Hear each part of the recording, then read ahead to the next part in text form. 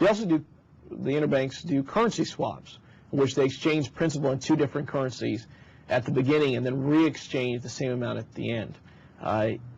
Very sophisticated strategies, but they're very simple in concept. They also do currency forwards, where they customize the contracts for the importers and exporters that work with them. And then they do currency options. Up until recently, over-the-counter currency options didn't exist.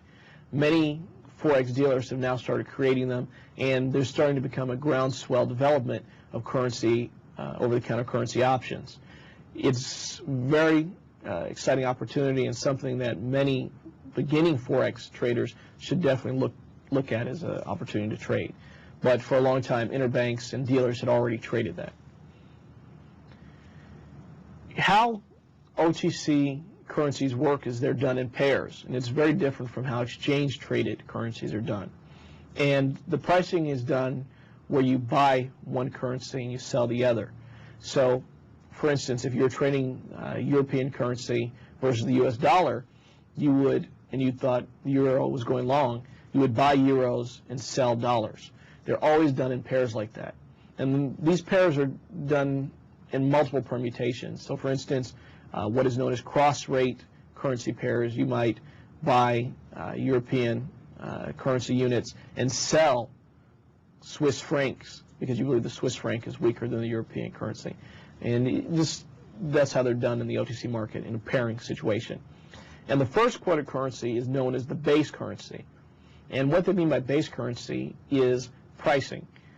If you're buying euros and selling dollars, and the euros come first, then everything's being priced in the European currency, and the dollars are being priced in the European currency as well.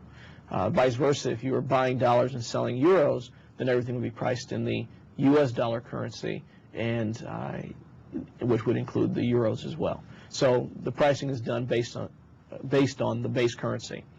And the second quoted currency is known as the counter or quote currency. Now, in the arena of OTC trading, there tends to be a primary focus on the major G7 nations. The US dollar, the British pound, euro currency, Japanese yen, and Swiss franc are all heavily traded. And each currency that's traded in this currency pair system is traded out as far out as 5 numbers, in which you have the first number being the major unit all the way down to 1,000th of a movement based on the currency. And each movement is considered or is known as a pip. And pips vary. When you're trading European Union currencies, the pip can be as much as $10 per movement. So a lot of leverage there. Now, when I brought up the fact that there were several currencies that are traded, the G7 nation currency that are traded, these G7 nation currencies are known as hard currencies. And there are several hard currency pairs which account for 80% of all OTC trading transactions. As we see here, you have the US dollar versus the euro, the US dollar against the Japanese yen, the British pound versus the US dollar and the Swiss franc. Then you have the euro to the yen, and then you have the euro to the British pound. These account for 80% of the $1.5 trillion worth of transactions that happen daily in the OTC market.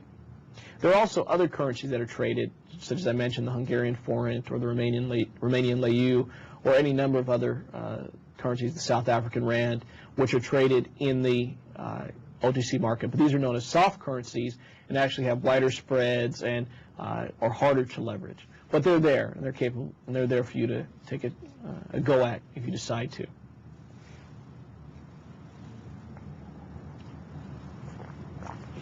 Now, we'll cover some of the advantages and disadvantages of trading the cash market. The 5 primary advantages of trading the cash market are, number 1, it's a 24-hour market. So if you have a full-time job and you still want to become a Forex trader, you're capable of coming home after work and taking the opportunity to trade the Forex market and really not miss a beat. You'll have opportunities, you'll have liquidity, you'll have action between the central banks, the interbank dealers, other speculators. So you're never at a miss for having an opportunity to trade. The second great advantage is the marginability of having up to 500 to 1 leverage. As we saw, LTCM took $4.6 billion and was able to leverage it to $1.25 trillion. Well, on a smaller scale, you can take 1,000 US dollars and leverage it to as much as 100,000 or 200,000, maybe even 300,000, depending on the dealer that you work with. Another great advantage is this market trades a tremendous amount. You can't find any more liquid market in the world. With $1.5 trillion traded daily, this is an amount that is 3 times larger than the stocks and bond markets combined. It's a huge market, and the benefits of this is that if you have a price that you want to have a stop out at or an entry point in, you can pretty much get your price without having too much slippage or movement between where you executed your order and how you entered your order. The fourth big benefit is there are no overt commissions, and we'll talk about that. But there's no amount that you have to pay in addition to the trading. But as I said, we'll talk about that in a moment. But it's a benefit that is touted by many dealers and many companies that are now pushing and promoting Forex, that there are no commissions. But like I said before, it's really there are no overt commissions. And then the last is price is negotiated. Prior to the internet, the primary way that the banks dealt with trading was a phone bank system. They'd have 7, 8, 9, maybe even 10 phones sitting on their desk at a given time, as well as squawk boxes linked up to many bank dealer rooms around the world, quoting prices. In OTC market trading, the price that you see on the screen is not necessarily the price. It is a reflection of what the people believe the price to be. Since there is a bid and ask spread involved, it's as close as you can come. I don't know if many of you have traveled to foreign countries, but if you've gone to a lot of foreign countries that do currency exchange on the street, this is a prime example of how currencies, the OTC market works. You may go to one currency dealer, and that currency dealer may offer you one price, but then 5 blocks away, there's another currency dealer who's offering you a slightly better price. And you go another few blocks away, there's another currency dealer offering a worse price than the last two. Well, this is the OTC market. With the advent of the internet, all the prices are basically negotiable. You don't have to accept the price that you see on the screen. Enter the price you want and kind of jockey for position, because every single dealer in the world is trying to get a little profits or gain a little extra by doing a little bit higher bid or a little bit lower ask than the next guy. And so there's an opportunity to negotiate prices always. The primary disadvantages of the OTC market are the dark side of the advantages that they have. Number one, it's a 24-hour market. There's an easy trap, especially for beginning speculators in the Forex market, to try to attempt to trade the 24-hour market. They're looking constantly for opportunities and creating a high level of stress where there shouldn't be. Even though the market is 24 hours, there's a benefit to this. When a currency trades, it tends to trade in a trending fashion. So if the market is moving up, it tends to move up.